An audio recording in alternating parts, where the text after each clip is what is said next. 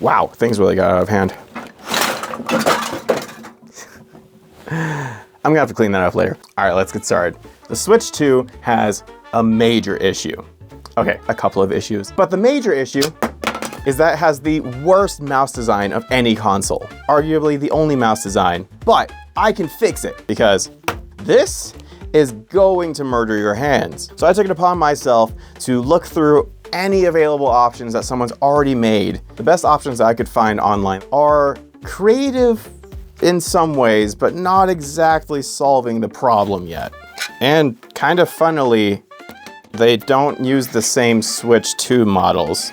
Each of these are designed with different sized Joy-Cons in mind. So I have concerns for their actual working with a real Joy-Con 2. And that's why I stole my son's Play-Doh to actually create my own ergonomic mouse design that will be 3D printable for you to have. Now, if you're asking yourself, what in the world could someone use Play-Doh for to design a 3D print file? That is a very good question. And the answer is hopefully a very simple one. Basically, I can't just take a normal mouse, take the CAD program, cut it, slice it, make it fit into a Nintendo Switch 2 Joy-Con. That would almost work, but not quite. And this file that I found, I mentioned before, is almost enough. So I'm gonna take some keys from this file and create my own design. But in reality, I can use this to very quickly, physically design a more ergonomic feeling mouse. Then once I've kind of come up with the general shape, I can take this Play-Doh here, take the general dimensions, and rebuild all of this in a CAD program. So the idea is also that I want to be able to easily switch between one finger control like they were showing in a lot of the Nintendo demos, and kind of straddle double fingers on the Joy-Con without having to add too much to it. Later on, I might design like some flaps or something that I can use like a mouse to sit on top of these little trigger buttons. Or maybe I just design something where we actually fully pull apart a Joy-Con 2 when that comes out. Ooh, leave a comment if that's something you want to see me do. That would greatly justify the expenses that I will be spending on a new Switch 2. We need to glob on a whole thing here. God, this is chunky. But essentially, I've moved the fingers to be in line with the Joy-Con instead of like weirdly claw gripped over the top, which is kind of what was going on here. And it was very uncomfortable. That's pretty ugly, but it's starting to feel good. Well, I think that's probably the slogan for ergonomics is ugly but feels good. And the idea is it slides my whole mat around, not the mouse itself. But yeah, the idea is that I can then slide this piece around very easily and keep it straight, because the biggest issue that I had with this was that it was only comfortable when I turned it at an angle. And there's no way that the Switch is going to interpret this as up and down. It's gonna be like a sideways motion or something. So it has to be mildly more ergonomic. I know this looks like an ugly lump of Play-Doh to you, and that's because it is. But I think this gives us a really good starting point for the size of the mouse and kind of where I want the ergonomic elements to go.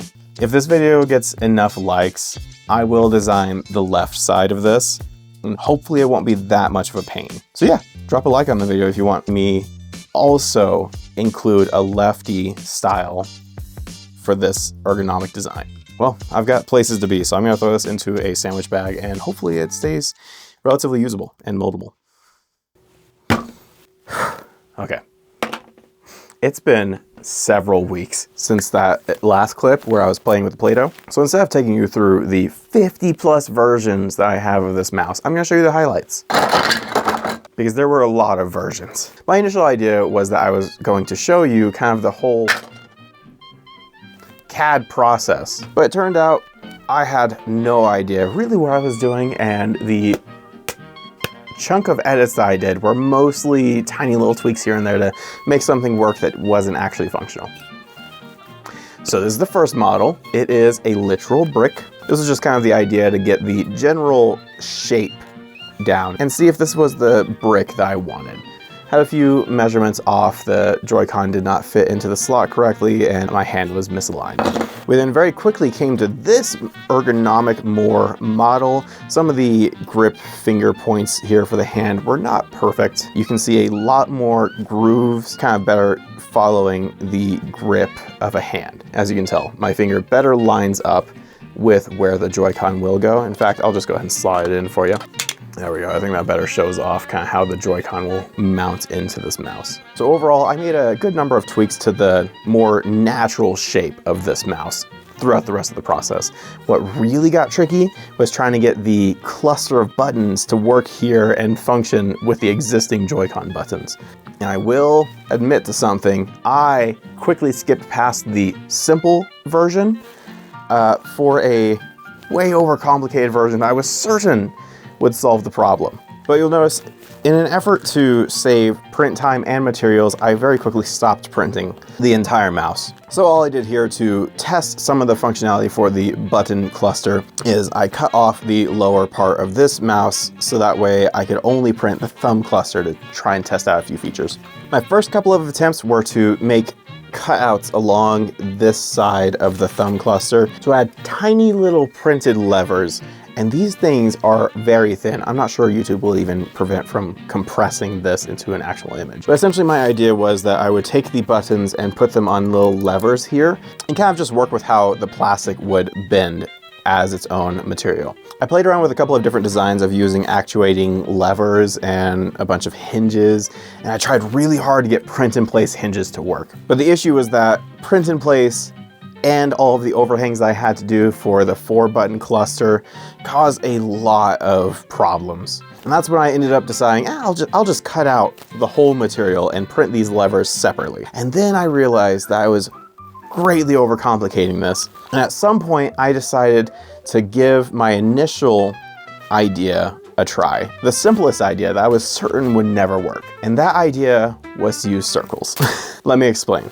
So I stopped this mid-print so I could better show kind of the overall circular path of the button. The way that these work, I really, really enjoy, and it's actually quite satisfying. These are in a perfect circle, so that way when you press in the thumb cluster here, it transfers the energy to where the Joy-Con will be right here. And in what I think is a kind of funny way, going back to the simplest approach of just simply changing the buttons to be a circular path to interact with the Joy-Con is actually the most effective mechanism that I could have created here. Greatly reducing the complexity of this design makes it very easy to print and much more reliable. That'll bring us to the finished product here. You'll notice that it has a couple of different colors, and I actually designed this in a way that it is customizable and multi-material without needing a multi-material system. You can probably already see it, but the color changes per layer, and the buttons here are actually removable. Each button is printed completely separately, meaning that the tolerances don't have to be nearly as tight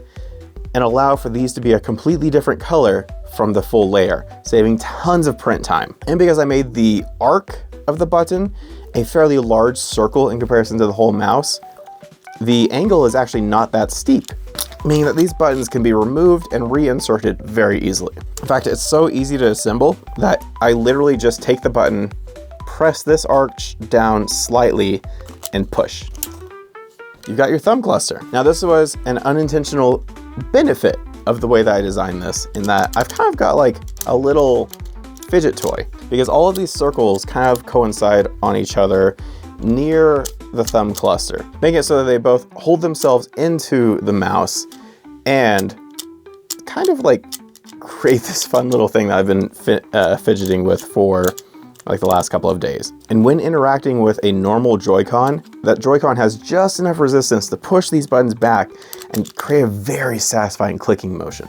And all of that comes together to create what I think is the most comfortable ergonomic Joycon 2 mouse before the Switch 2 is even available. Now I will add something here. I'm not making the STLs currently available for everyone. Hold it right there. I've decided that after reviewing this video, that just simply selling the product would likely not be enough. So I've decided to give a gold reach for this video. If this video alone can gain 1,000 subscribers, that's right, hit the subscribe button, I will make the STL free for everyone. At least then I can kind of justify the work that I put into this in some amount of monetization. But don't worry, if you don't have a 3D printer and you want to actually order this product through me to help support the channel, I will still be offering this as a shippable product that you can purchase without a 3D printer. Let's get back to the video. Now, please let me explain why. After spending a fairly significant amount of time on this, my idea was that I would just make the STLs free and available to everyone, or maybe sell the STL, I don't know.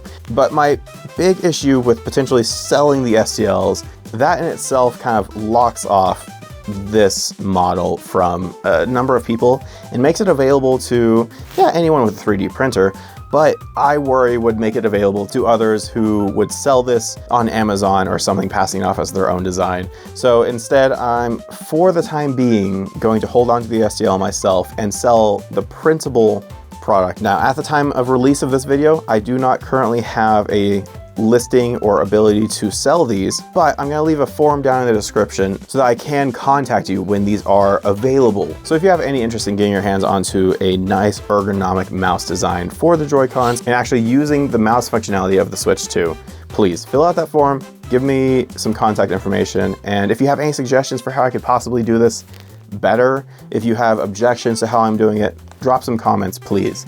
I really don't know what I'm doing.